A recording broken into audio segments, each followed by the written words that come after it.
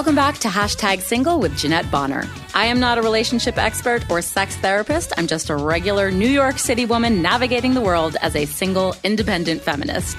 Hashtag Single is about having honest conversations with other singles in today's device-obsessed culture. So I hope you'll join me on this interesting, challenging, and complex journey as we navigate the ins and outs of singledom.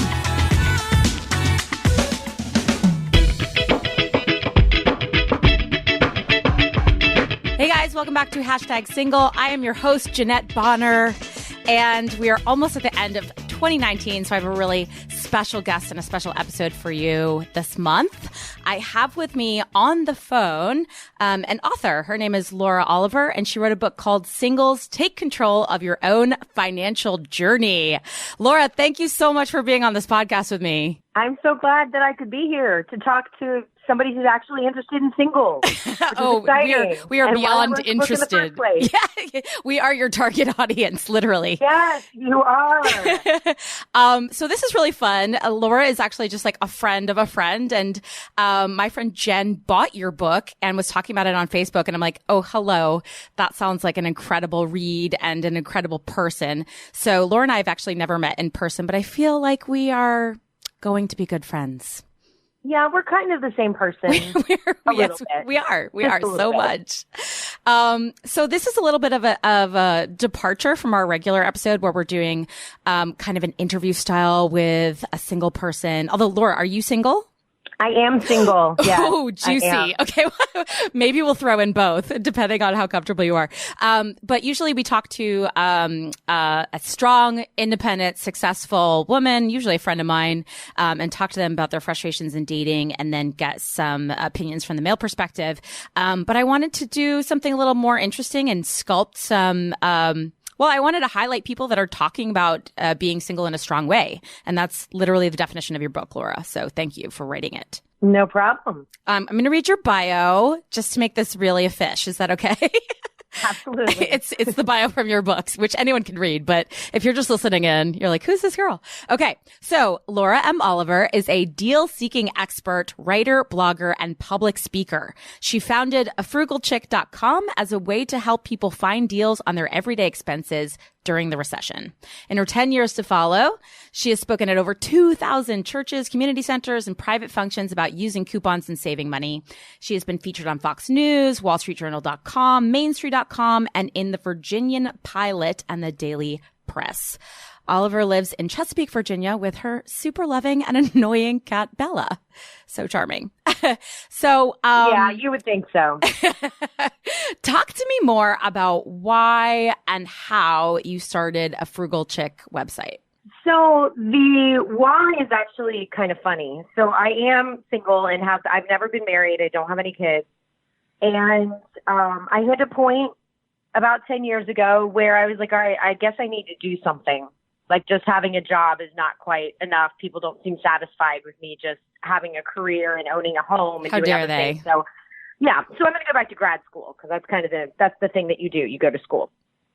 So I went to get my master's degree and talked to my boss at the company that I was working at to see if they would reimburse me for all or a portion of my education. Mm-hmm. And he said that they would. I worked for a disaster restoration company, so they went in after hurricanes and things and cleaned up, and we had just finished Katrina.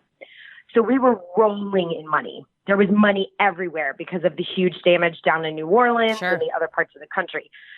So he's like, yep, no problem. We'll reimburse you for a portion of your classes. No big deal. So I take my test to get into school. I get in. I finish my first semester. I take them my transcripts, and he basically says, oh, we were just kidding. We're not going to reimburse you. What? For any of your school. Right. And me being in my mid-20s and having a boss that I really trusted and I really admired had not gotten anything in writing. We had an oral conversation, and it was 6 months ago, and it was not going to happen. It wasn't happening.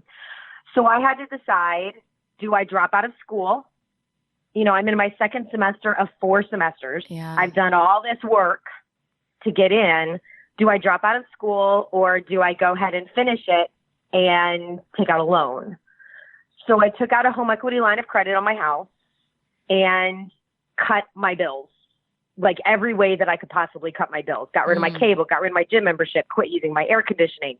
I mean, I did everything that I could to try to pay as much cash as I could for school up front. Using coupons was part of that. Wow. It was just kind of a natural overflow of trying to cut back my expenses as much as I could. So when I was going to the grocery store and I was saving 90% on my groceries, I would get really excited and have nobody to tell because there's not, you know, a spouse at home that's stuck that has to listen to me when I come home with all the stuff. I got you. So I would call my mom. Aww. And after about 2 months of that, she was like, you know, you really should start one of those website things because we don't care. We love you, but we don't Bless care. Her. And somewhere there's going to be somebody who cares.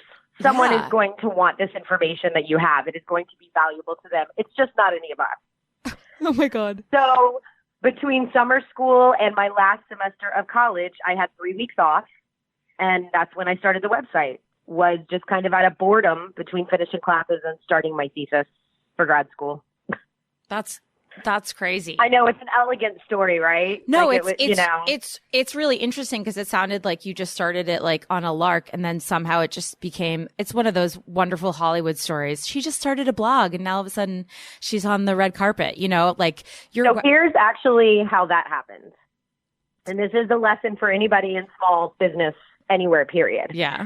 Most bloggers last about 6 months. Blogging is hard. You don't make any money at the beginning. There's not a lot of payback for you. And it's really hard to get readership too, right? Yes, it's very difficult to do, especially with the way social media is now. It's getting harder and harder to get stuff out there because the world is noisy. 10 years ago, it wasn't as noisy. It's really noisy now. So we were right. I was right at 6 months. And I was right ready to throw in the towel because it just wasn't as fun as I thought it was going to be. And I had just finished writing my thesis and all this stuff was going on. We're in the hospital. My sister's getting ready to have my first nephew.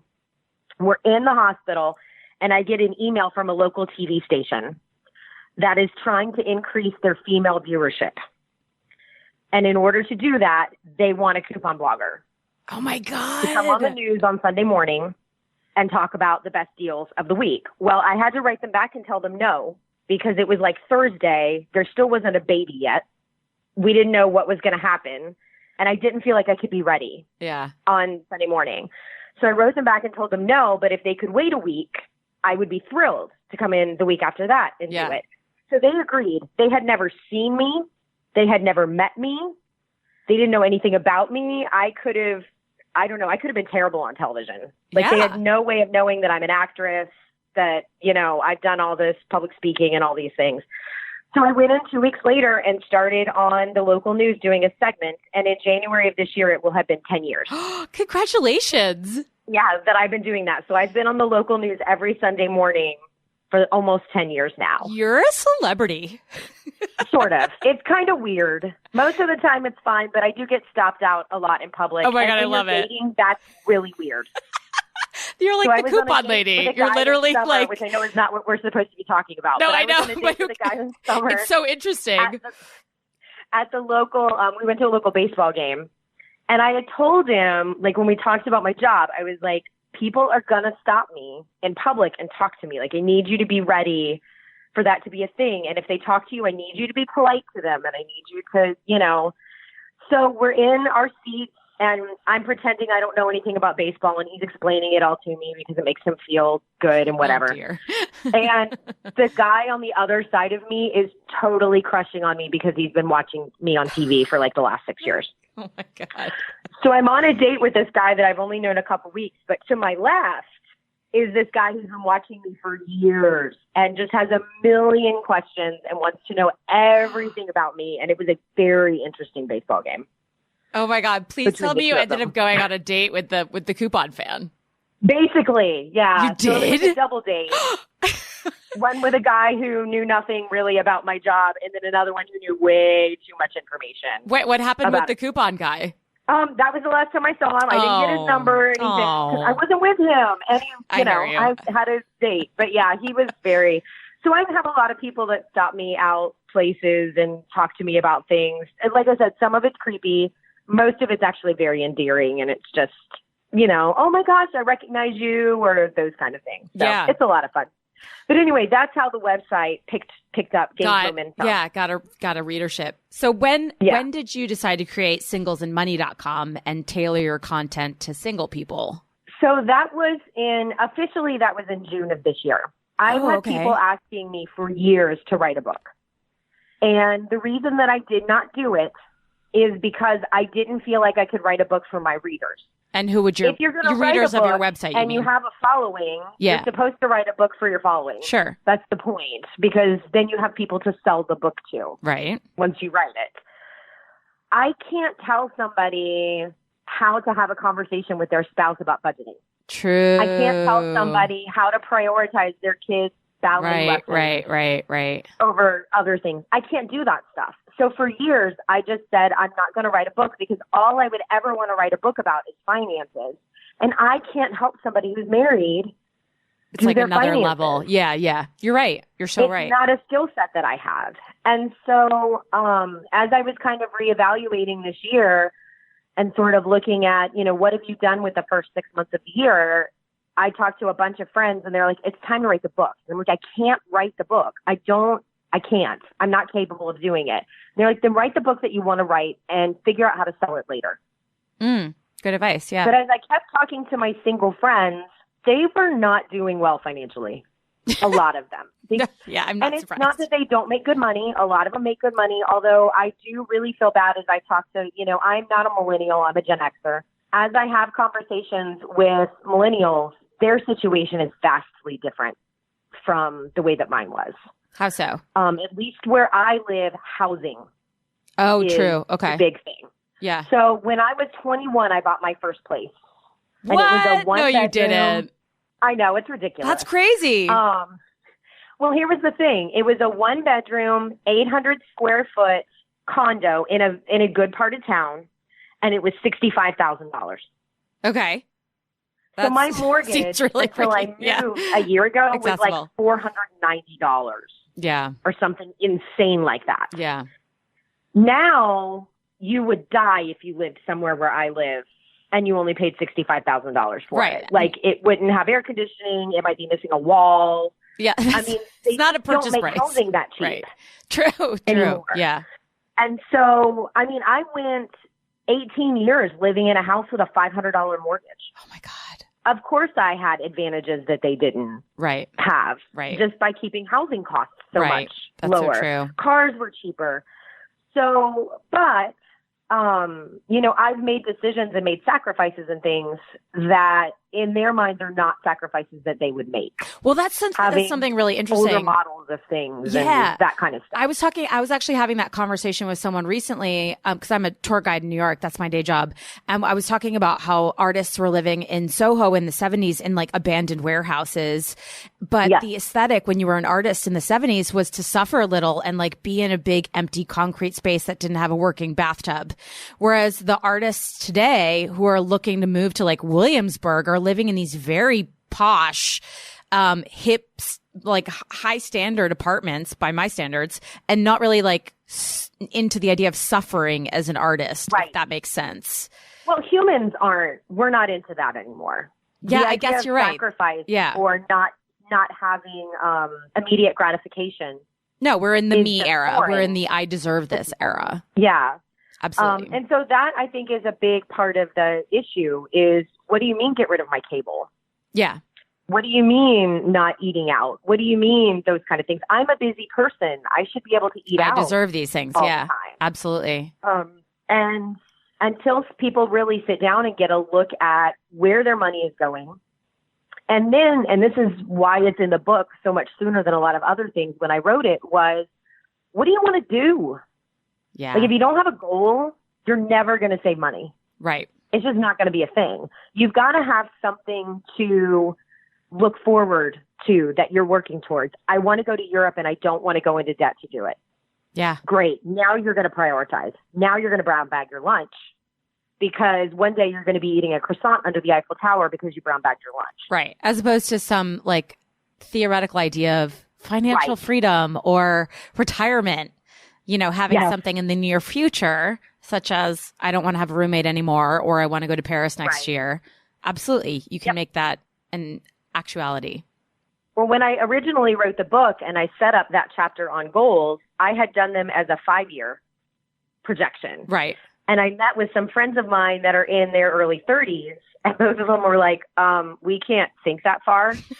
12 months. Yeah. You need to do 12 months. 5 years is too far. I'm like, okay, I realize I'm a decade older than you guys. But at the same time, 12 months is good. I think it's hard to change your life in a year. Like, I find that hard. So Right. I found the thinking in 5 years theoretical easier, because you're like, in some future version of my life in 5 years, I would like to have a nicely new renovated bathroom, as opposed to like, you asked me where I'm going to be December of 2020. I would like to, I don't know, I feel like I'm going to be in the same place that I am right now. You know what I mean? Like, except just a year older. So, for me, the long distance dreaming felt easier, because you're like, name something crazy. 5 years. I want to, like I said, have a brand new bathroom, as opposed to next year where I'm like, I don't know, maybe I need a new raincoat, I guess, Like, yeah, they wanted baby steps. I hear that. I hear that. I mean, it's going to be different for everybody. Yeah. So let's start this off with a quote from the book, which I think this really encapsulates like what I talk about on my podcast and what you're striving towards as well. This is your quote. One friend told me, I don't want to drive a BMW. I just want to be able to afford a decent house and put a little bit in savings each month while working only one job and not have to depend on a man. Is that so crazy? And I was just like, yes, snaps all around. The intention being on the part where you say, and not have to depend on a man. And I love the finish of that. Is that so crazy? And it's like, what? It shouldn't be. The answer is no. No, it shouldn't be. And as a matter of fact, she just bought her own house about 3 weeks ago. I'm going to see it. By herself? Like, without being in a relationship? By herself. Good for her. Yep. Yeah. But in order to do that, and this goes right back to what we were talking about. So she's 30. I might age her up a little bit. She's 35, I think, 34. If she listens to this, I might get an angry phone call and she tells me she's 32. Oh, she's in her early 30s.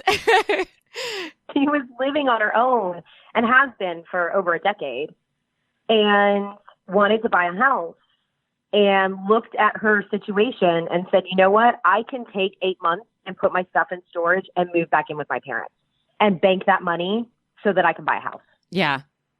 And so she's made herself uncomfortable. Like, obviously, at that age, living with your parents is not the same as living on your own. Right. But she made it a priority and did the things that she needed to do so that she had a good down payment and then plenty of money to go into that house and redo all the things that she wanted to get done and buy the furniture she wanted and do those kind of things.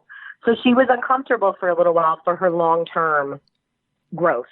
I think that's incredible. Like, kudos to her. Just be able to, like you said, sacrifice something for the greater good, but be able to name what she wants in the future, which we already said is also hard to do for a lot of people, including artists. But I love that vision never at any point had her relying on a second person, whether that be a man that she's dating or a parent or a roommate or what have you. It's just being self-reliant. How can I solve the problem on my own? Yep. She took action and did what she needed to do, and it has paid off for her. Yeah. So she's got an adorable little 102-year-old house or whatever. Oh, I love it. Bless her heart. She's like, well, that's going to be a challenge in the future, but she's got it. It's hers. I bought a house that's 9 years old, and I did it on purpose. Yeah. Like, you know what? Everything in here just needs to stay the way that it is. Needs a paint I don't job. want to do anything. That's about it. So you wrote in the book, you wrote this book for 3 people. So I'm just going to list them. The first, maybe you're in your 40s and you figured you'd be married by now and then you would be able to get ahead financially. The second, maybe you are past your 40s, now closer to retirement than when you were in your 20s, and everything was devastated by divorce.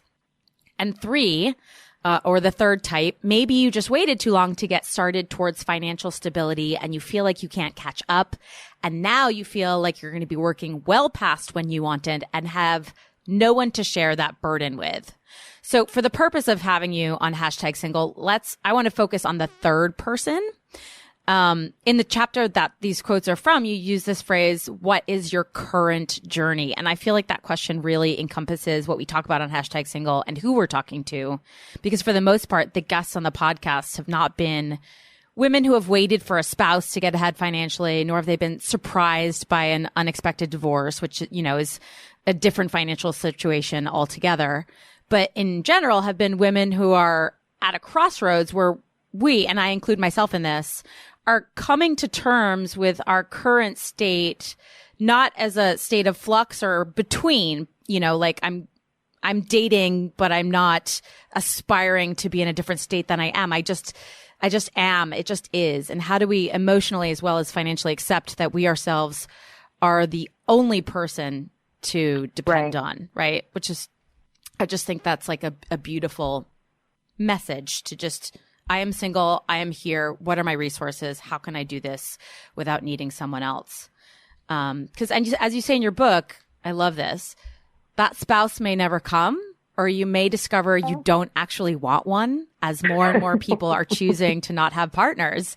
Yeah. I mean, like, that's revolutionary. We talk about that all the time. Like, the assumption is that this has been said to me multiple times. If you've listened to the podcast, you've heard me say it, but people will always say when they find out I'm single, oh, don't worry, you'll find someone soon, as if it needs to be solved, as if I'm like in a state of in between. Right. But what if this is what my life is, and isn't that just okay as it is, you know? But I'm just curious how you would tailor your advice, or what you would want to share with this particular demographic of women, and how is that different than offering financial advice to anyone else who may be struggling financially? Sorry if that's a complex question. Quote, that little fictional person in my book is actually because of my best friend, who happens to be a guy. Oh. And we were talking about the book, which he probably won't read, honestly. And he told me that his retirement plan is death. Cool. Like, he just doesn't feel like there's any way he can ever get ahead on one income. Okay. And, you know, it's just trying to keep your head above water. And the only way he's ever going to be not working is basically when he drops dead, because there's not going to be any way for him to get ahead. I think most of America feels that way, to be honest. Like, they absolutely people do. are drowning in debt, they say. Especially millennials really feel that way from talking to them. As an actress, as you know, you end up working with a lot of people that are not like you, which is one of the great things about doing what we do. Yeah. So you get a lot of sitting around while other people are doing productive things, and then you just talk. So you end up next to a 22-year-old from some other part of the country that you've never met, and you get their perspective on stuff. And once they find out what I do for a living, they talk to me about money. Mm. So money's kind of the third rail of conversations. Most people don't like to talk about it, but they love talking about it around me. So I end up talking to people about it. Well, because you have the answers. Well, it's kind of like, and I think I said this in the book, nobody wants to talk to me about their finances, but because they know mine are secure, they want to talk to me about what I'm doing. They just don't want me to know what they're doing. Oh. Because they think I'm going to, judge them or that type of thing. Right. But here's the thing that to me actually gives singles a leg up a lot of the time with finances is we can make the hard choices by ourselves. Yeah. We can decide to make the sacrifices that other people couldn't. My friend would have had a really difficult time moving back in with her parents if she had kids. Sure. Or a spouse. Yeah. Or other things that she had to deal with that. We can choose to live in smaller housing. We can choose to move somewhere else and take a different job. We can choose to prioritize sending money into our retirement fund over other things. Yeah. We can make those decisions, and there's no having to sit down at a table and be like, honey, I really need you to spend less money on video games this month. That's so true. Or I really need you to stop going to Starbucks 5 days a week. Or, whatever the thing is. And I mentioned a spouse, but I mean, kids are even crazier. Right. I love my nephews and niece, but oh my gosh, are they expensive. Yes. So I've heard. They eat a lot. Yes, they eat a lot. And then like my sister always at the end of the school year, teachers' gifts and end of the year parties and summer camps and deposits for stuff. And it's just hemorrhaging money for this stuff for the kids. And I know some single people do have kids, and so it's a little bit different for them. But I mean, I complain sometimes about what I have to spend on the cat. Right. The money that it takes for kids to be able to do stuff. So for us to be lucky enough, I realize that it's a stress, but it's also a gift. to be in control of our own finances. And it's so nice to hear you just say that out loud and to like receive it on this other end. I guess that I haven't thought of it framed in that way before. It is such a gift to be in control of my time. Yeah. To be in control of my finances, to be in control of my living environment. I'm in my busy season right now with my job, and I also sing with a 4-part a cappella Dickens caroling group. So at Christmas, so fun. My life is insane. Right. It is absolutely nuts. If you come into my house, right, like literally downstairs, you can like see where I come out of my costume when I come in the front door. So there's like a caroling hat, and then there's a skirt, and then there's a crinoline, and then there's a shirt, and then there's my shoes. And they're all just downstairs, and they all just stay there until I go out caroling tomorrow. That's amazing. I don't put them away or do anything else with them. I just go downstairs and step back into all of them and then leave to go out the door. They double and as I can do Christmas that because decor. nobody lives with me. Yes, right, exactly. But I think like you touched on this really interesting aspect, which is just control, right? I think this theme has come up before when talking to other people for our episodes is like, obviously you're not in New York City, but we talk a lot about the specifics around dating in New York and why it makes it really hard to date here. And it's something that we've kind of come up with is that everyone moves to New York for a purpose. You know, you don't just sort of accidentally end up here because it's expensive and it's a tough city to live in.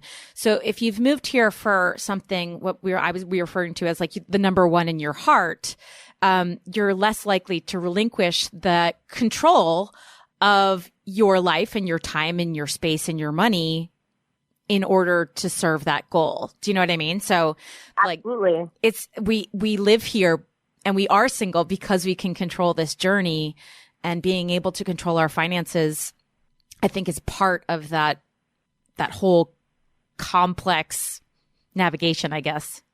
Women down here have kind of the same thing because we have the largest Navy base in the world. And so if you, like right now, I have an established business. I'm plugged into the local media. My family is here. I'm plugged into the newspapers and other stuff. If a guy pops up on a dating website that's got 10 years left in the Navy, and I know they're going to move 3 times, that's a big pause button. Wow. Yeah. Because I'm going to have to give up everything that I have built, both as an actress and as a small business owner, to pick up and move to wherever the government says I have to go. Right.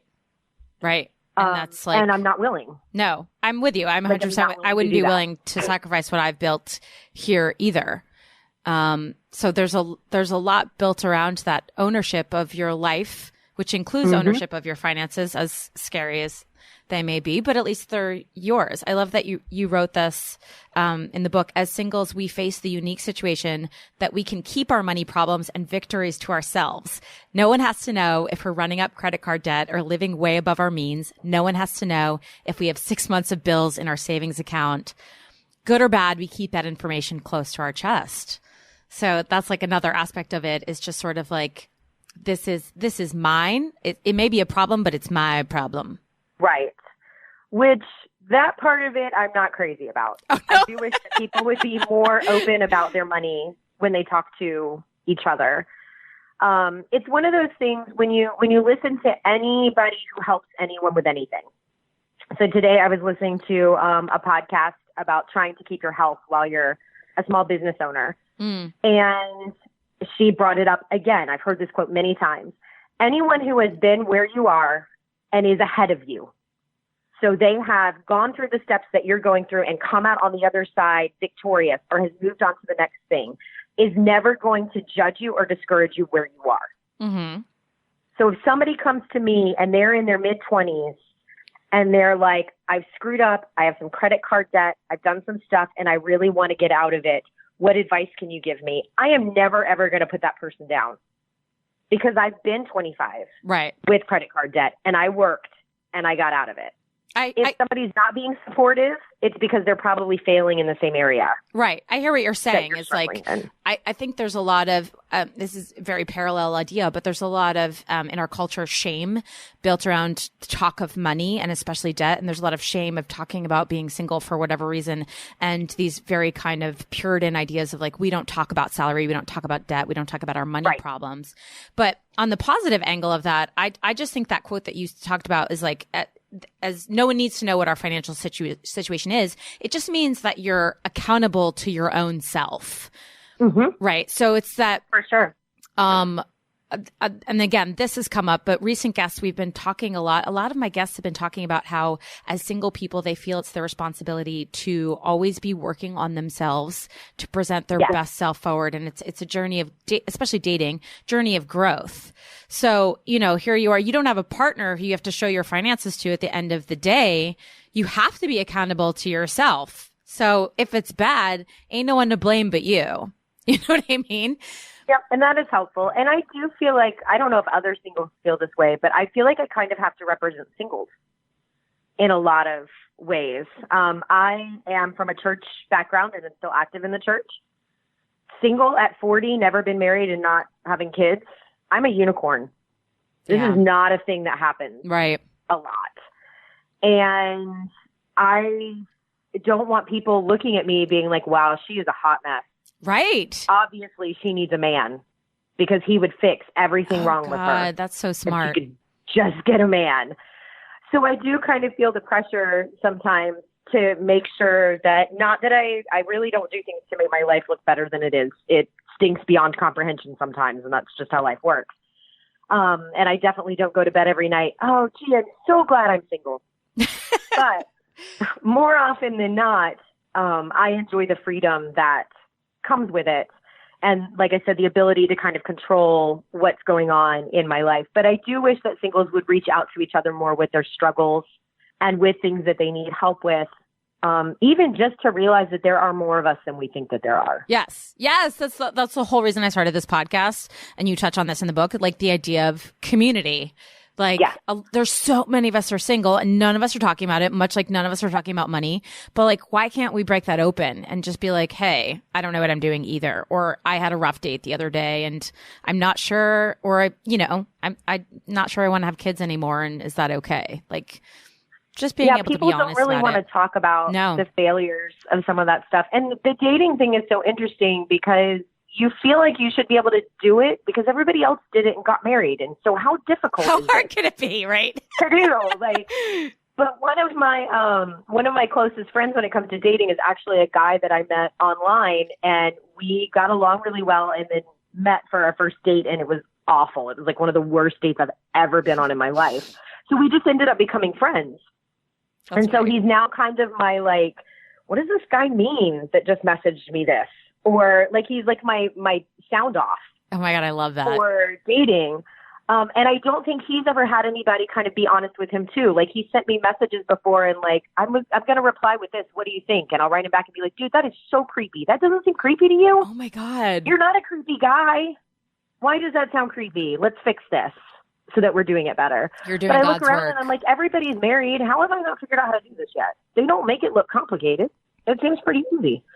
But it just hasn't, for whatever reasons, it hasn't worked yet. And I can only be good at being single. I can't be good at being married until I find somebody I want to marry. Right. Exactly. Which hasn't happened yet.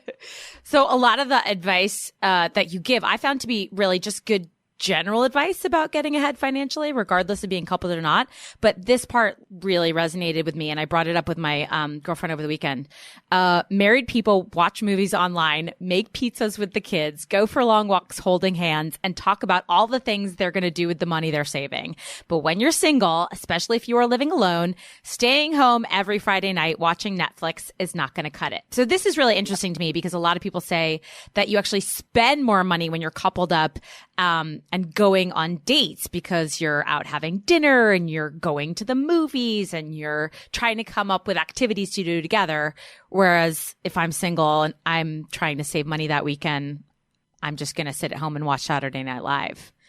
The thing is that there's a psychological component that goes to it. And that sentence right there is actually one of the reasons that I wrote the book, because I've read Dave Ramsey's books and I've read some of the other ones, which have great, solid financial advice in them. There's nothing wrong with those books.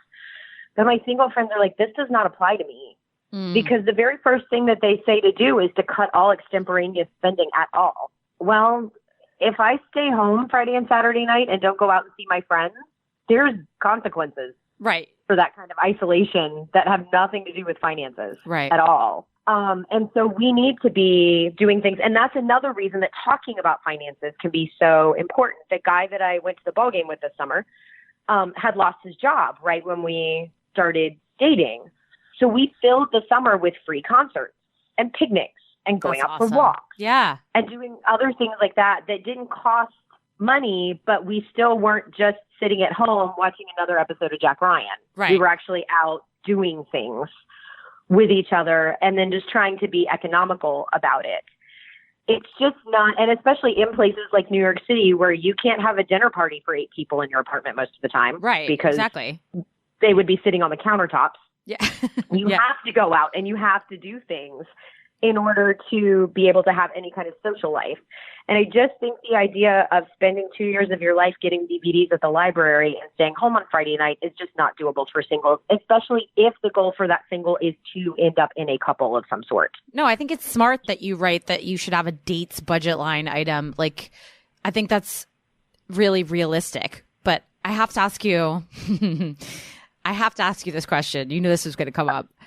What is your stance on who pays for the dates? And what about women who date for free drinks? Because I can tell you, I know at least one person who does that. She believes that men should pay for the date, and she dated knowing she could get a free dinner.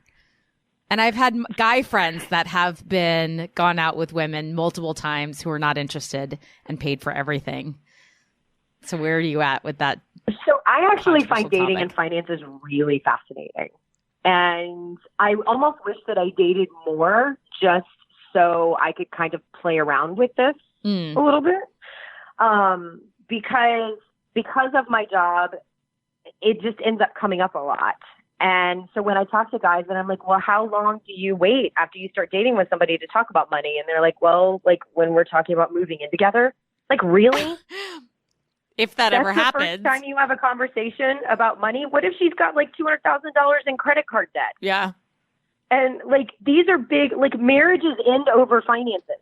Easily. Yeah. Marriages end over finances. So you're not having this conversation until you're either talking about getting married or moving in together or having kids. Like this is a big thing, but nobody will talk about it. That's so it's true. the third rail of relationships and nobody wants to deal with it.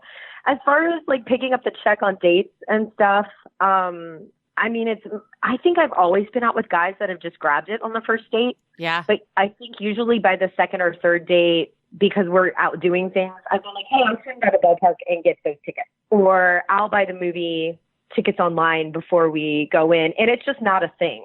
It's just kind of an organic flow of stuff. Do I have friends who date so that they can go to nice restaurants and eat nice food and drink good things? Yes, I do. Mm-hmm. I have several friends who do that. I'm telling you. And they kind of feel like they're being taken care of to be pretty and amusing conversation. I've heard that as well. Yeah. So it is not a thing I do because I'm not that amusing conversation. But they seem to do really well with it. But they also end up spending a lot of their time talking to duds. So and would doing you? things that they don't really enjoy doing. That's and I'm so not true. Willing to You're going to pay for it in time. some way. But would you recommend, like, if you were advising a guy, would you? This is a little controversial, but would you advise a guy if you were helping them make a budget for a date line item to have a larger date budget line item than a woman because of that? I honestly probably would. Okay. But it would be probably because of the guy's ego. It would not actually be for any kind of other reason than that. It would just be that the guy would feel like they wanted to show off. I'm just saying of my guy friends. Yeah. Like I would feel like they would want to show off. And a lot of my guy friends are gay as well. So you would be talking about them going out on a date with another guy. Yeah. It would still be kind of an ego. So you're saying the guy pays for the date in order to impress the other person? Yes. Absolutely. Mm-hmm. That's exactly what it would be. And so therefore they should have a bigger budget. These are things that we watch. Like the guy that I went out with this summer, our first date, I paid for show tickets. He paid for dinner. And you can be 100% sure that I looked down to see how much that guy tipped our waiter when we were in the restaurant. Because we sat at that table for 4 hours and talked. Yeah. And closed that restaurant out. Yeah. And I looked down at that bill because to me that is a picture of character. That's so true. I hate that it's a thing, but it's totally a thing. Yep. And so there is something to it. And then, of course, I've worked really hard for my money. And this is going to sound like a total girl power thing, but I have worked hard for my money. I'm not getting married to somebody and then watching them blow it. It's not a thing I'm doing. Yeah. So I've got to be with somebody that's financially responsible. Yeah. Especially at a certain age, like you're looking for a different value set than you are when you're in your 20s. Well, and I run my own business. So we're talking about hustle. Right. A lot of hustle. Right. And if he's going to be downstairs playing video games and drinking beer while I'm upstairs working all the time, that's not a thing either. I hear. Oh God, I love you so much. I want to high five you. I wish you were in the room. Oh, I hear you, girl. Laura, it has been such an incredible time talking to you. I do totally feel like we are of the same brain, but if you're friends with Jen, it makes a lot of sense because I admire her and both of you, just for the epitome of, or quintessence of strong female independence. Like truly, truly blessed to have you on this podcast. So thank you. I'm so glad I could be here. It was great talking to you. And everybody, please go out and buy this incredible book. It just was released in October. So, it's brand new, all sorts of updated references in there for you and some really, incredible resources if you're wherever you're at in your financial journey. Highly recommended. We'll put a link to the book, in the podcast description for any of you guys that want a direct link. Laura, I hope we get to meet someday. But thanks again for being here. And we will catch you next time on #single. Bye, guys.